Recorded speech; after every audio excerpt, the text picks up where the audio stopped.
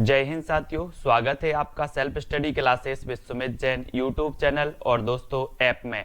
दोस्तों बहुत सारे स्टूडेंट को ऐप डाउनलोड नहीं करते बन रहा है या फिर कर भी लिया है तो कोर्स भी नहीं देख पा रहे हैं। तो मैं आज उनको बता दूं कि ये जो सेल्फ स्टडी क्लासेस इस प्रकार से जब आप प्ले स्टोर से करते हैं तो ये आपका वेल जो है आइकन उसमें लगा हुआ है ना। तो इस प्रकार से सेल्फ स्टडी क्लासेस आपको सर्च करना है और ऐसे आइकन में आपको ऐप मिलने वाला है। ठीक है, तो दोस्तों हम देखें कि प्ले स्टोर में आपको इस प्रकार से दिखेगा ये सेल्फ स्टडी क्लासेस। ठीक है, ये प्ले स्टोर में आपको सेल्फ स्टडी क्लासेस का ऐप दिखने वाला है। ठीक है, ये इमेज उसमें डली है, ये आइकन, ये लोगो उसमें डला है। ठीक है, अब दोस्तों इसको इंस्टॉल करना है, यहां से आप इंस्टॉल करेंगे।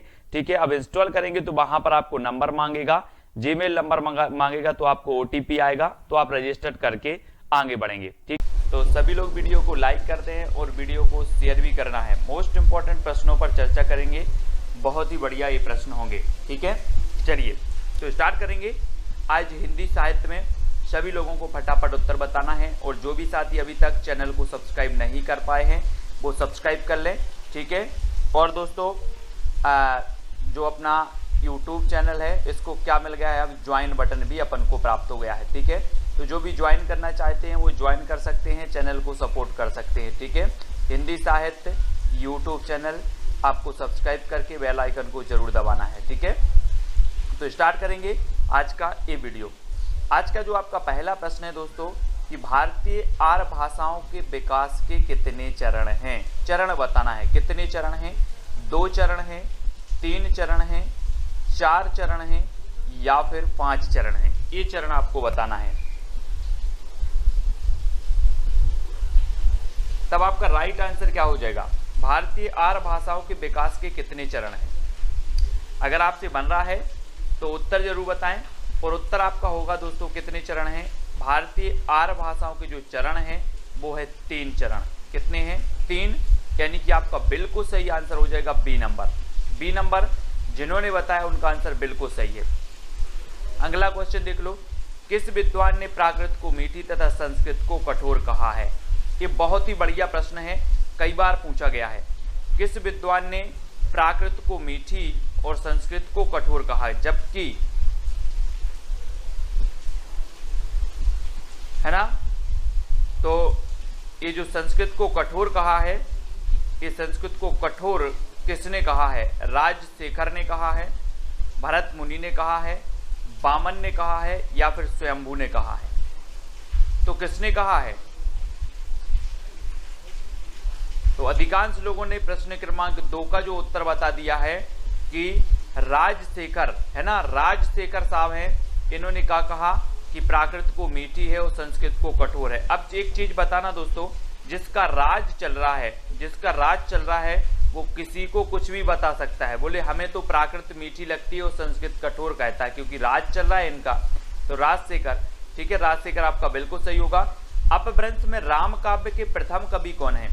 अपभ्रंश में राम काव्य के प्रथम कवि बताना है कौन है, ये चीज बतानी है। 4 विकल्प आपके सामने हैं, 4 में से आपको चयन करना है दोस्तों। और मैं आपको बता दूं कि जो यहाँ पर एक विकल्प देवसेन दिया है, ये देवसेन साहब की रचना है कौन सी, श्राप का 4, है ना, श्राप का 4 है। इसका रचना काल क्या है, 933 ईस्वी है। हिंदी का प्रथम ग्रंथ है, हिंदी की प्रथम रचना है श्राप का 4। ठीक है, देवसेन की है। पुष्पदंत को अभिमान मेरु कहा जाता है, आप सभी को पता है पुष्पदंत को क्या कहा जाता है, अभिमान मेरु। इनका एक ग्रंथ है दोस्तों महापुराण, इनका एक ग्रंथ कौन सा है, महापुराण है, जिसमें 63 सलाका पुरुषों की चर्चा की गई है महापुराण में। ठीक है, और रामसिंह की एक रचना है दोस्तों पाहुड़ दोहा। कौन सी है, पाहुड़ दोहा। हमने याद की थी कि राम कहाँ गए थे, पहाड़ गए थे, बन गए थे, तो ये पाहुड़ दोहा किसकी होगी, रामसिंह की होगी। लेकिन राम काव्य के जो प्रथम कवि माने जाते हैं वो कौन माने जाते हैं, स्वयंभू माने जाते हैं। ठीक है, तो आपका उत्तर क्या हो जाएगा, विकल्प नंबर 1, है ना। और मैंने आपको कई बार बताया है कि जो स्वयंभू है दोस्तों, इन स्वयंभू को राम कुमार वर्मा ने हिंदी का प्रथम कवि माना है। ठीक है, ये चीज भी आपको पता होनी चाहिए, राम कुमार वर्मा ने। और राउलवेल इनकी रचना है, राउलवेल रचना है स्वयंभू की। राउलवेल तो रोड़ा कवि की, राउलवेल तो रोड़ा कवि की है। इनकी है कौन सी है, राम काव्य पर आधारित स्वयंभू की आपको बताना है। राहुल बेल तो रोड़ा कवि की है, स्वयंभू की राम काव्य पर आधारित जो रचना है वो आपको ही बताना है ना। मुझे क्या नहीं हो रहा है, याद नहीं आ रहा है वो। अगला बताना है हिंदी में हिंदी साहित्य का इतिहास सबसे पहले किसने लिखा। हिंदी में हिंदी साहित्य का इतिहास बताना है। जल्दी बताओ, हिंदी में हिंदी साहित्य। अब यहाँ पर कंफ्यूज नहीं होना, बहुत सारे लोग कंफ्यूज होकर गलत क्वेश्चन कर देते हैं। क्या करते हैं, हिंदी में हिंदी साहित्य आप बोल देते हो कि हिंदी साहित्य का सबसे पहले इतिहास किसने लिखा, तो आप लगा देते हो गारसादा तासी। लेकिन बात यहाँ पर होती है दोस्तों, हिंदी में हिंदी साहित्य का, हिंदी भाषा में हिंदी साहित्य का इतिहास सबसे पहले लिखा है शिवसेन सेंगर ने। गारसादा तासी ये फ्रेंच विद्वान थे तो इन्होंने फ्रेंच भाषा में लिखा है। हाँ, पयुम चरियू, वेरी गुड प्रदीप जी, पयुम चरियू रचना है इनकी राम काव्य पर आधारित स्वयंभू जी की, वेरी गुड पयुम चरियू, ठीक है। और हिंदी साहित्य का इतिहास सबसे पहले हिंदी में लिखा शिवसेन सेंगर ने, सबसे पहले हिंदी साहित्य का इतिहास लिखा गारसादा तासी ने, सबसे पहले हिंदी साहित्य में काल विभाजन का प्रयोग किया गया तो the modern vernacular literature of Hindustan जो कि ग्रियर्सन की कृति है। और रामचंद्र शुक्ल की अगर बात करें तो इनका हिंदी साहित्य का इतिहास एक बृहद ग्रंथ है जो कि हिंदी शब्द सागर की भूमिका में 1929 में प्रकाशित हुआ था रामचंद्र शुक्ल जी का, ठीक है। तो ये फैक्ट आपको क्लियर होते जाएं। हिंदी साहित्य का आधा इतिहास किसने लिखा, मैंने कई बार आपको याद करवाया है दोस्तों। कैसे याद करवाया कि आधा जो है, आधा सुमन, आधा कुसुम, आधा फूल किसी को नहीं दिया जाता है ना, किसी को नहीं दिया जाता ना। तो आधा इतिहास कौन लिखेगा, आधा, बोले सर आधा किसी को नहीं दिया जाता, क्या, फूल, सुमन, कुसुम, है ना, ये सभी पर्यायवाची हैं। तो ये सुमन राजे ने लिखा है ना।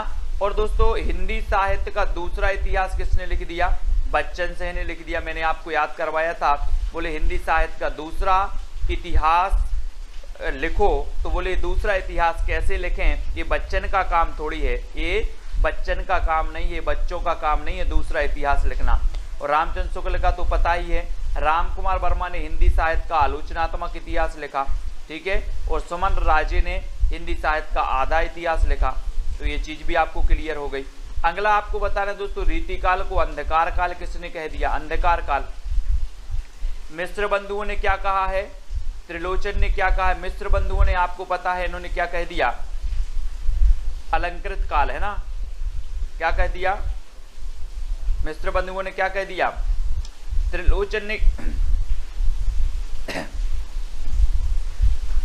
तो आपको बताना है दोस्तों, अंधकार काल जो कहा है वो किसने कहा है।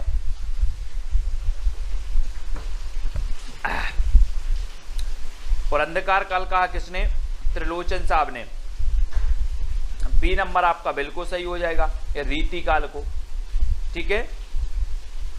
हाँ, बी नंबर सही होगा। अगला बताओ, हिंदी साहित्य का संक्षिप्त इतिहास के लेखक कौन है। हिंदी साहित्य के संक्षिप्त इतिहास विश्वनाथ त्रिपाठी हैं या फिर रामचंद्र शुक्ल हैं, बच्चन से हैं या हजारी प्रसाद द्विवेदी हैं, कौन है। हाँ, मिश्र बंधुओं ने अलंकृत काल कहा है, वेरी गुड। और संक्षिप्त, आप लोग संक्षिप्त के चक्कर में पड़े रहते हो कि बोले सर हिंदी साहित्य संक्षिप्त में पढ़ा दो। जो विश्व के लोग विश्व भर में क्या है संक्षिप्त पर पढ़े रहते हो, यार विस्तृत कौन पढ़े, संक्षिप्त पढ़ लो, संक्षिप्त, है ना। तो विश्वनाथ त्रिपाठी संक्षिप्त इतिहास लिखा है इन्होंने हिंदी साहित्य का। हिंदी साहित्य का उद्भव, हिंदी साहित्य का आदिकाल, हिंदी साहित्य की भूमिका, ये सब हजारी प्रसाद द्विवेदी ने लिखी हैं। बच्चन सिंह ने तो बता दिया कि हिंदी साहित्य का दूसरा इतिहास लिख दिया। रामचंद्र शुक्ल ने हिंदी साहित्य का इतिहास लिखा है हिंदी शब्द सागर की भूमिका में, है ना। तो ये चीज भी आपको याद रखनी है। और ये नंबर आपका विश्वनाथ त्रिपाठी बिल्कुल सही हो जाएगा। हिंदी की पहली कहानी लेखिका का नाम क्या है दोस्तों, हिंदी की पहली कहानी लेखिका का नाम बताना है। बंग महिला हैं, चित्रा मुदगल हैं, जानकी देवी बजाज हैं या फिर कौशल्या बैसंत्री हैं। हमने एक रचना, एक आपकी आत्मकथा याद करवाई थी, दोहरा अभिशाप। दोहरा अभिशाप किसको मिला, कौशल्या को मिला दोहरा अभिशाप, कौशल्या बैसंत्री, है ना। और जानकी देवी बजाज ने क्या की, अपनी गाड़ी, अपनी जीवन यात्रा, है ना, मेरी जीवन यात्रा जो है बजाज गाड़ी से स्टार्ट की थी जानकी देवी बजाज ने। और पहली कहानी लेखिका मानी जाती है बंग महिला। बंग महिला यानी कि राजा बाला घोष, है ना, ए नंबर आपका बिल्कुल सही हो जाएगा। इनका उपनाम है बंग महिला, तो ए नंबर बिल्कुल सही है। अगला बताना है प्रेमचंद के किस उपन्यास का पात्र सूरदास है। प्रेमचंद का उस उपन्यास का पात्र बताना, ये क्वेश्चन पूछा भी गया है। प्रश्न क्रमांक 9 रंगभूमि का है, निर्मला का है, कर्मभूमि का है या फिर सेवा सदन का है। किसका पात्र है सूरदास। और सूरदास की जब भी बात आती है तो हम सूरदास जी के बारे में पढ़ते हैं दोस्तों कि सूरदास जी वात्सल्य के चतेरे कवि कहा जाते हैं। सूर सागर, सूर सारावली, सूर साहित्य लहरी, है ना, इनकी रचनाएं हैं। सूरदास सूरदास के गुरु का नाम था वल्लभाचार्य, और वल्लभाचार्य के शिष्यों में अष्टछाप में सबसे श्रेष्ठ माने जाते हैं तो सूरदास माने जाते हैं, है ना। और इनके जो सूरदास जी हैं वो रंगभूमि के पात्र हैं सूरदास जी, ठीक है। सूरदास हैं रंगभूमि उपन्यास के पात्र हैं। रंगभूमि, निर्मला, कर्मभूमि, सेवा सदन, है ना, ये सभी जो हैं वो किसके हैं दोस्तों, ये सभी प्रेमचंद जी के हैं। और एक उपन्यास आपको हमेशा याद रहता है कि अधूरा रह गया मंगलसूत्र, प्रेमचंद जी का मंगलसूत्र अधूरा रह गया, ठीक है। बहुत सारे लोगों के रह जाते हैं दोस्तों मंगलसूत्र अधूरे, जो प्रेम करते हैं, है ना। ऐसे ही प्रेमचंद जी का भी मंगलसूत्र अधूरा रह गया। कौन सी रचना अवधि में नहीं है, कौन सी रचना अवधि में नहीं है। रामचरितमानस नहीं है, है ना। और बैराग संदीपनी, विनय पत्रिका या फिर पद्मावती, जसवंत जी, हाँ, बाल विकास की कक्षा अभी बंद हो गई है ना। कौन सी रचना अवधि में नहीं है, अवधि में नहीं है बतानी है। तो अवधि में कौन सी नहीं है दोस्तों, अवधि भाषा में हमने आपको अवधि भाषा में जितनी रचनाएं हैं वो आपको बताई थी कि जहां पर राम आए वो अवधि भाषा में है ना। और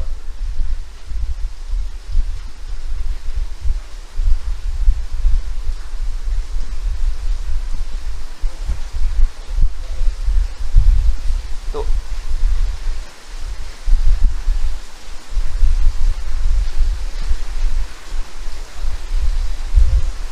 दोस्तों यहाँ पर जो गड़बड़ हो गया है कुछ, है ना।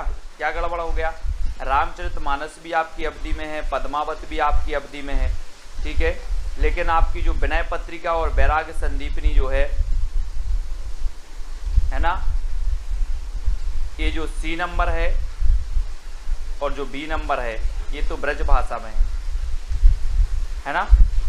तो विनय पत्रिका यहाँ पर हालांकि उत्तर दिया है सी नंबर विनय पत्रिका, ठीक है। तो विनय पत्रिका ब्रज में है, विनय,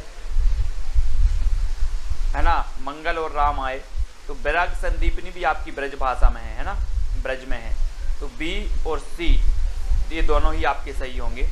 ये अवधि में नहीं है, पद्मावत अवधि में है, रामचरितमानस भी अवधि में है, ठीक है। अगला बताना है आपको सिद्धों ने किस भाषा शैली में रचनाएं की हैं। सिद्धों में संधा या फिर संध्या, संध या फिर, हाँ, हमारे पीछे क्वेश्चन दिखाई नहीं देते, संध्या। तो बताना है किस भाषा शैली में रचनाएं लिखी हैं सिद्धों ने। विनय पत्रिका भी ब्रज में है, हाँ। तो प्रश्न क्रमांक 11 का उत्तर बताना है और 11 का आपका बिल्कुल सही आंसर क्या हो जाएगा, 11 का। इन्होंने दोस्तों संधा भाषा, यहाँ पर संधि भी नहीं है, संध्या भी नहीं है, संधा भी नहीं है, संधा सही होगा, संधा भाषा शैली में इन्होंने रचनाएं की हैं। किसने, सिद्धों ने, है ना। तो याद रख लेना, सिद्धों की संख्या कितनी बताई है, 84 बताई है ना। सरायपा क्या है, इसके प्रमुख है। सरायपा की एक रचना कौन सी है, दोहा कोश इनकी रचना है सरायपा जी की। और सरायपा को राहुल जी ने, यानी कि राहुल सांकृत्यायन ने हिंदी का प्रथम कवि माना है ना।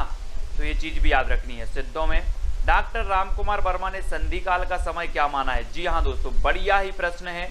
रामकुमार वर्मा के बारे में मैं आपको हमेशा बताता हूँ कि रामकुमार वर्मा ने हिंदी साहित्य का आलोचनात्मक इतिहास लिखा, वो भी कैसा लिखा, अधूरा लिखा, है ना। हिंदी साहित्य का जो आलोचनात्मक इतिहास है ये अधूरा है दोस्तों, इसमें केवल भक्ति काल तक ही वर्णन मिलता है आलोचनात्मक इतिहास में, है ना। लेकिन जो राम कुमार वर्मा हैं इन्होंने संधि काल का जो समय माना वो क्या मान लिया, संधि काल का।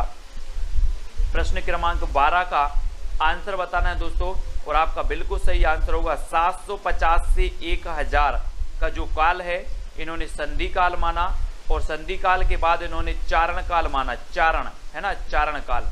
तो आपको याद रख लेना है, हिंदी साहित्य के आदि काल को चारण काल किसने कहा है, ऐसा क्वेश्चन आता है तो चारण काल अपने ग्रियर्सन साहब ने भी कहा है और इन्हीं राम कुमार वर्मा जी ने भी कहा है।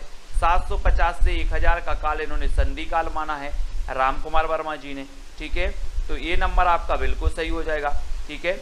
अगला क्वेश्चन देख लो, हिंदी साहित्य के प्रारंभिक काल को जय काल किसने कहा, जय है ना, जय काल बताना है किसने कहा, रमाशंकर शुक्ल रसाल ने, महावीर प्रसाद द्विवेदी ने, मोहन अवस्थी ने या ग्रियर्सन ने। तो जय काल बताना है दोस्तों, किसने कहा ये जय काल। यहाँ पर अगर हम बात करें कि महावीर प्रसाद द्विवेदी ने तो बीज वपन काल कह दिया है ना, रमाशंकर शुक्ल रसाल ने तो दोस्तों क्या कह दिया, रमाशंकर शुक्ल रसाल ने क्या कह दिया, क्या कह दिया है ना, राम और शंकर की क्या हो, जय हो, जय हो, है ना। और यहाँ ये चीज याद रखनी है, जय काल, जय किसकी हो, राम की और शंकर की। तो आपका जय काल किसने कहा, रमाशंकर शुक्ल रसाल ने।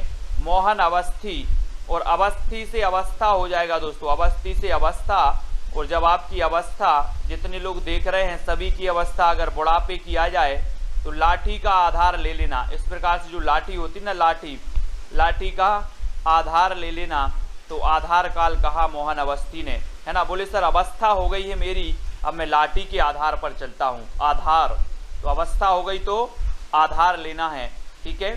तो आधार काल इन्होंने कहा है मोहन अवस्थी जी ने, याद रखना है। अगला क्वेश्चन बताना है, घुटन रचना का संबंध किस विधा से है, घुटन, घुटन होने लगी किस विधा, आत्मकथा, रेखा चित्र, कहानी या फिर उपन्यास से। तो आत्मकथा भी आपने पढ़ी है, हिंदी की प्रथम आत्मकथा हम पढ़ते अर्ध कथानक बनारसी दास जैन की, ठीक है। और अर्ध कथा हम पढ़ते हैं नगेंद्र की आत्मकथा, है ना। आत्मकथा हम नगेंद्र की पढ़ते हैं, अर्ध कथा, और अर्ध कथानक हम पढ़ लेते हैं किसकी, अर्ध कथानक बनारसी दास जैन की, है ना। तो ये चीज भी आपको याद रखनी है। और जो घुटन रचना है ये किसकी है, आत्मकथा है, आत्मकथा की है ये, है ना। और 1 नंबर आपका बिल्कुल सही हो जाएगा, ठीक है। हाँ, मोहन का आधार कार्ड, मोहन का आधार कार्ड तो Aadhaar card, very good, very good. Om Prakash Valmiki, है ना, ओम प्रकाश वाल्मीकि, वाल्मीकि है, ये नंबर आपका बिल्कुल सही हो जाएगा, वेरी गुड। परवेज कुरैशी जी, ये ओम प्रकाश वाल्मीकि की क्या है, आत्मकथा है ना, घुटन। अगला देखो, गर्दिश के दिन, बहुत ही कई बार मैंने आपको बताया है कि ये गर्दिश के दिन ये आत्मकथा है, किसकी है, कितने पाकिस्तान, आपको पता है कितने पाकिस्तान एक रचना लिखी है, किसने लिखी है, किसने लिखी, कितने पाकिस्तान, कितने पाकिस्तान मैंने आपको याद करवाया था। बोले सर पाकिस्तान कितने हैं,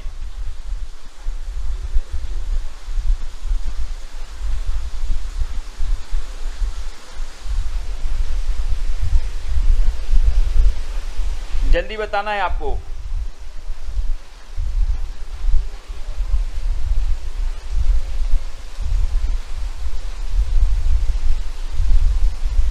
गर्दिश के दिन आत्मकथा बताना है।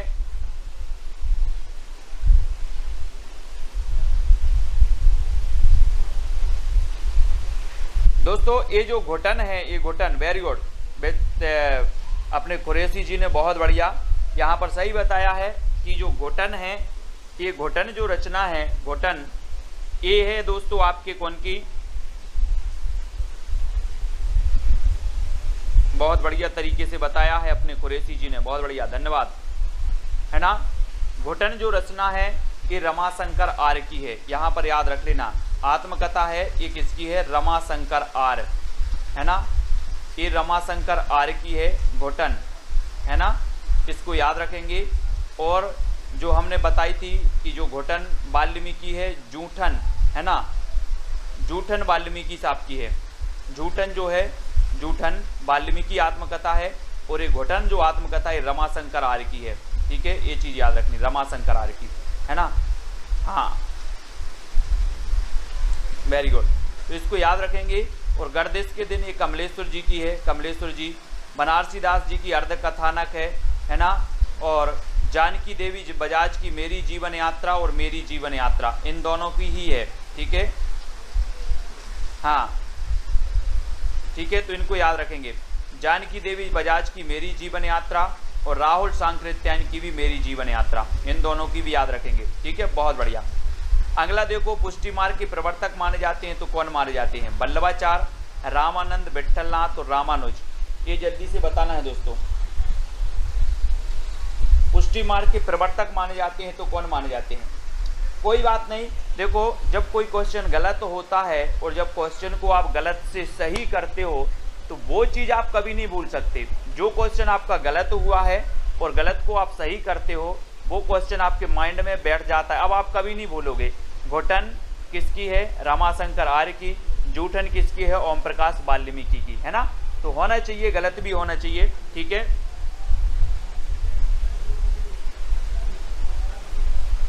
ठीक है, तो ये चीज भी आपको याद रखनी है।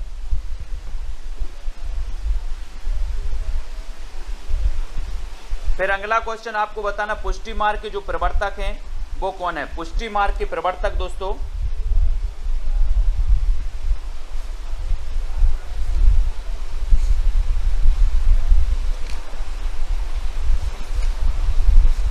पुष्टि मार्ग के सभी लोग प्रवर्तक बताएंगे, सभी लोगों को पता है।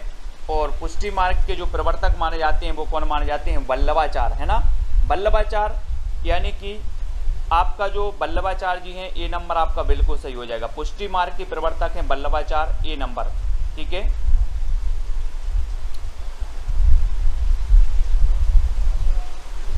ना। अष्टचाप की स्थापना की थी 1565 में। नेक्स्ट बताना, हिंदी के किस साहित्यकार को सर्वप्रथम ज्ञानपीठ पुरस्कार मिला है? मैंने ज्ञानपीठ पुरस्कार से संबंधित जो रचनाएं हैं वो सारी करवाई हैं, ज्ञानपीठ पुरस्कार से संबंधित, है ना।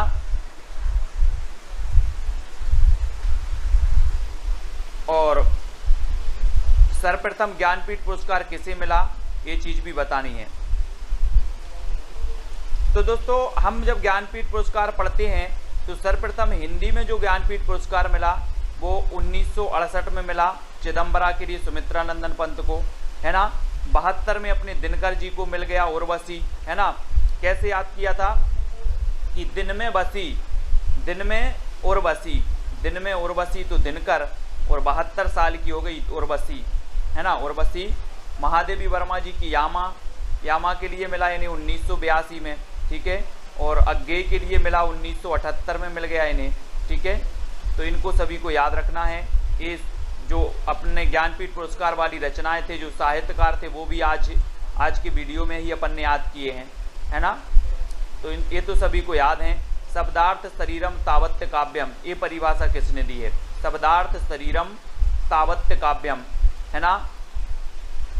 चिड़िया ने चीऊ किया, हाँ चीऊ किया। तो भामह, बामन, मम्मट, आनंदवर्धन। तो शब्दार्थ शरीरम तावत्य काव्यम, ये जो परिभाषा दी है वो किसने दी है? और आपका बिल्कुल सही आंसर होगा। मैं आपको बता दूं दोस्तों, रीति संप्रदाय के प्रवर्तक कौन माने जाते हैं? बामन। ध्वनि संप्रदाय के जो प्रवर्तक माने जाते हैं वो आनंदवर्धन माने जाते हैं, और भामह माने जाते हैं अलंकार संप्रदाय के प्रवर्तक। ठीक है, और शब्दार्थ शरीरम तावत्य काव्यम, शब्दार्थ शरीरम तावत्य काव्यम आनंदवर्धन, है ना। और दोस्तों कोई अच्छी सी ध्वनि आपके शरीर में सुन जाए, आपके शरीर आपको सुन जाए तो आपके शरीर को क्या आ जाता है? आनंद आ जाता है शरीर को। तो यहाँ पर शरीरम, शब्दार्थ शरीरम तावत्य काव्यम, कोई अच्छे से शब्द बोल दें, शरीर में आनंद आ जाता है ना। आनंद आ जाता, आनंद की अनुभूति हो जाती है। तो शब्दार्थ शरीरम तावत्य काव्यम ये आनंदवर्धन की परिभाषा है। हिंदी के प्रथम दैनिक समाचार पत्र का नाम बताना है दोस्तों। हिंदी का प्रथम दैनिक समाचार पत्र कौन है? मैंने आपको समाचार पत्र भी याद करवाए हैं, पढ़ाए हैं, ऐसे हमेशा पूछे जाते हैं। हमने याद करवाए थे क्या, प्रदीप के बाल भटा से भरत गए, है ना, याद है आप लोगों को ट्रिक, प्रदीप के बाल भटा से भरत गए, यानी कि जो हिंदी प्रदीप था, हिंदी प्रदीप के संपादक कौन थे, बाल से बालकृष्ण भट्ट, ये हमने याद करे थे, है ना। ठीक है, प्रदीप के बाल भटा से भरत गए। अब प्रदीप जी हैं, बोले सर आप वही वही क्यों बोल रहे हो। हाँ, वेरी गुड। तो ये दैनिक समाचार पत्र यहाँ पर पूछा गया, तो ये समाचार सुधावर्षण है। ठीक है, 1854 में श्याम सुंदर सेन इसके संपादक थे। और दोस्तों प्रथम समाचार पत्र माना जाता है उदंत मार्तंड, और ये उदंत मार्तंड क्या था, ये साप्ताहिक समाचार पत्र था, है ना। हिंदी का अगर आपसे पूछा जाता, ये दैनिक काट देते, ये दैनिक समाचार पत्र काट देते। प्रथम अगर इतना बस पूछा जाता प्रथम, तो आप लगा देते उदंत मार्तंड, है ना। और यहाँ पर दैनिक की जगह साप्ताहिक कर दिया जाता, साप्ताहिक, तब भी आप लगाते उदंत मार्तंड। लेकिन यहाँ पर अगर दैनिक अगर दिया है तो आपको यहाँ आ जाना है समाचार सुधावर्षण पर। ठीक है, समाचार सुधावर्षण पर। और दोस्तों ये बंगदूत पत्रिका 1829 में प्रकाशित हुई थी राजा राम मोहन राय द्वारा, बंगदूत पत्रिका 1829 में, और ये 1826 में उदंत मार्तंड, है ना, ये 1854 में हुआ था समाचार सुधावर्षण, हिंदी का प्रथम दैनिक समाचार पत्र, है ना। अवधि को अन्य किस नाम से भी जाना जाता है दोस्तों, अवधि को बघेली, दोनों, कोसली या इनमें से कोई नहीं, तो किस नाम से जाना जाता है अवधि भाषा को। प्रश्न क्रमांक 20 का सही आंसर बताना है, और अवधि को जाना जाता है प्रश्न क्रमांक 20 में, अवधि को कहा जाता है क्या, कोसली, कोसली यानी बी नंबर आपका बिल्कुल सही होगा। अवधि को कोसली भाषा के रूप में जाना जाता है, और बी नंबर आपका बिल्कुल सही हो जाएगा। ठीक है, बी नंबर। अगला क्वेश्चन है दोस्तों, स्नेह लीला की रचनाकार कौन है, स्नेह लीला, है ना, स्नेह है हमें, है ना, किससे स्नेह है, विष्णु जी से, किससे स्नेह है, विष्णु जी से स्नेह है। तो स्नेह लीला के रचनाकार कौन होंगे, विष्णुदास होंगे, है ना, विष्णुदास, विष्णुदास, विष्णुदास। तो विष्णुदास यानी सी नंबर स्नेह लीला के रचनाकार विष्णुदास जी हो जाएंगे। आदिकालीन साहित्य का प्रमुख रस कौन सा था, 22, शांत था, श्रृंगार था, वीर था, या फिर हास्य था।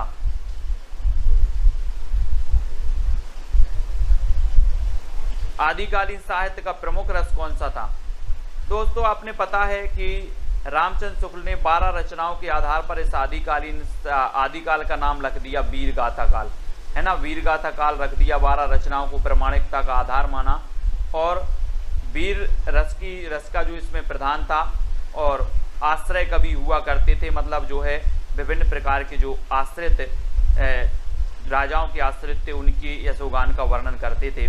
तो पूर्ण रूप से इन ग्रंथों को प्रामाणिक नहीं माना गया।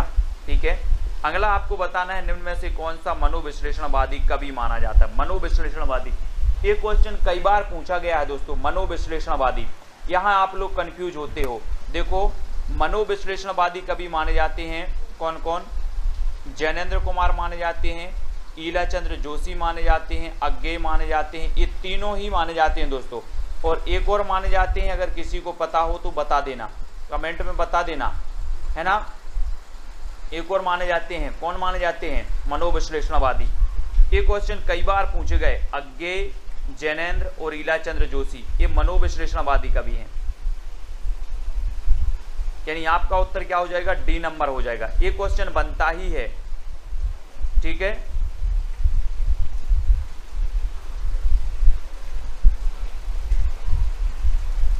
डॉक्टर देवराज, है ना, डॉक्टर देवराज जो हैं वो भी माने जाते हैं, डॉक्टर देवराज।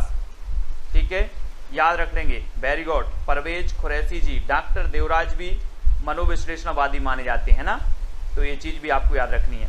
बहुत बढ़िया। अगला बताना, हिंदी का सबसे प्राचीन छंद कौन सा है, प्राचीन, दोहा है, वर्वे है, छप्पय है, या फिर सबैया है। सबसे प्राचीन छंद की बात हो रही है, और सबसे प्राचीन छंद कौन सा माना जाता है,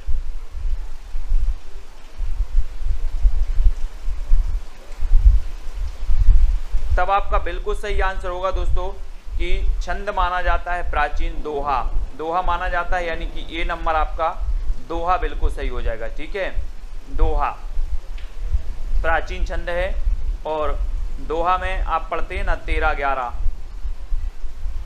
निम्न में से कौन सा तार सप्तक का कवि नहीं है? तार सप्तक है ना, 4 तार सप्तक प्रकाशित हुए दोस्तों, और तार सप्तक मैंने याद भी करवाए थे, तार सप्तक के कवि याद करवाए थे, है ना। तार सप्तक की बहुत सारी चीज़ें आपको ट्रिक बताई थी, और नेक्स्ट वीडियो भी मैं बताने वाला हूँ तार सप्तक के कवि।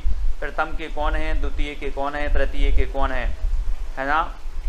नैमी मुक्त भारत की प्रभा गिरी राम की आज्ञा से, कोड है एक तार सप्तक का, नैमी मुक्त भारत की प्रभा गिरी राम की आज्ञा से। ये ऐसा कोड मैं आपको कर करके बताऊंगा। और तार सप्तक के नैमी चंद्र जैन भी हैं, मुक्तिबोध भी हैं, अज्ञेय भी हैं, तो कौन नहीं है? रामधारी से दिनकर साहब नहीं है, दिनकर यानी सी नंबर। ठीक है, दिनकर साहब नहीं है। रामायण महानाटक के रचयिता कौन है दोस्तों? ये 1610 का नाटक है, ये पूछा गया है LT ग्रेड में पूछा गया, यूपी LT ग्रेड में, है ना, कि रामायण महानाटक की रचना कौन है? ज्योतिश्वर ठाकुर हैं, नाबादास हैं, प्राणचंद्र चौहान हैं, या फिर दामोदर कवि हैं। तो आपको पता है कि रामायण हमारी क्या है? प्राण है। तो रामायण महानाटक के रचयिता कौन होंगे? प्राणचंद्र चौहान, है ना।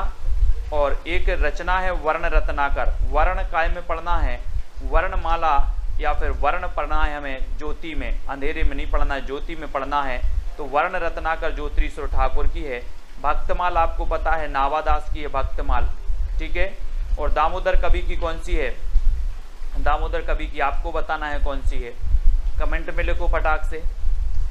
दामोदर कवि की रचना कौन सी है जो प्रसिद्ध है, पूछी जाती है?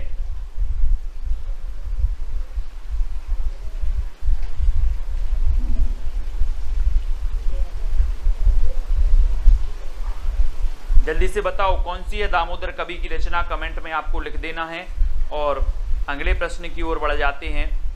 अगला है दोस्तों, कबीर की भाषा को सादुक्कड़ी किसने कहा है? सादुक्कड़ी, हाँ वेरी गुड परवेश जी। उक्ति व्यक्ति प्रकरण, है ना, उक्ति व्यक्ति प्रकरण। उक्ति व्यक्ति प्रकरण किसकी है? दामोदर, पंडित दामोदर शर्मा की है।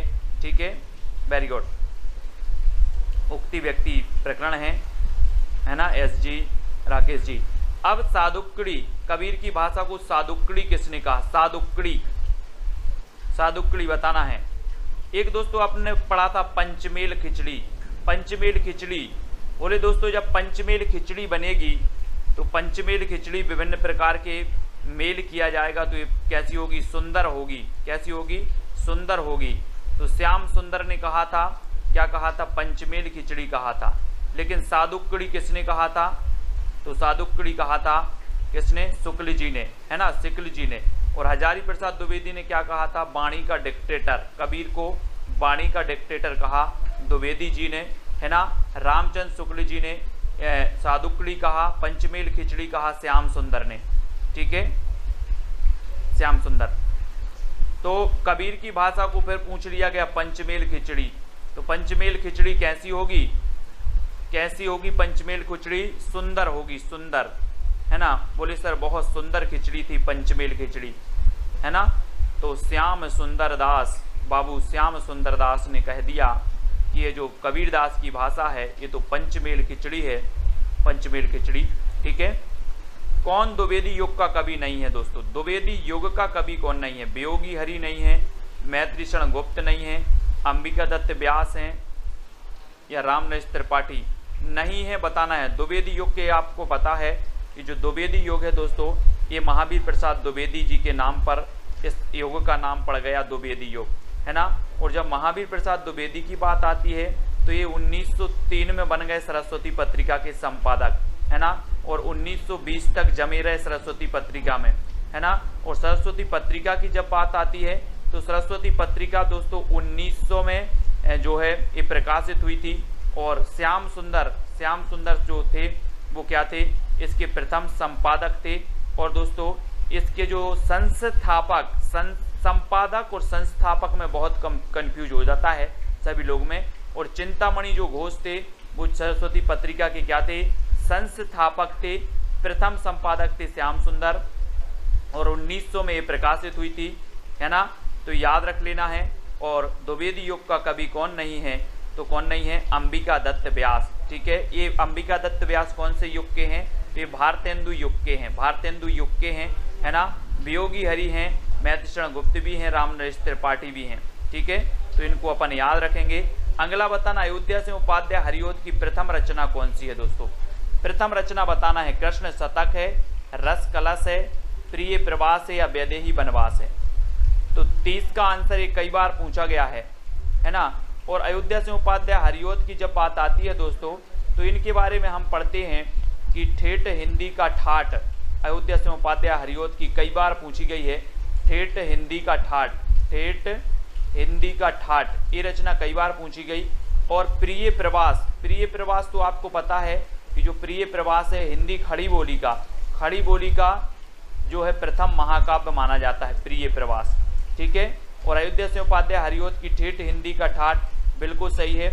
और इनकी जो प्रथम रचना मानी जाती है दोस्तों, वो मानी जाती है कौन सी, कृष्ण शतक, है ना। कृष्ण शतक, यानी कि आपका जो उत्तर है वो क्या हो जाएगा, 1 नंबर बिल्कुल सही होगा, ठीक है। 1 नंबर जिन्होंने भी बताया है उनका आंसर बिल्कुल सही हो जाएगा, ठीक है।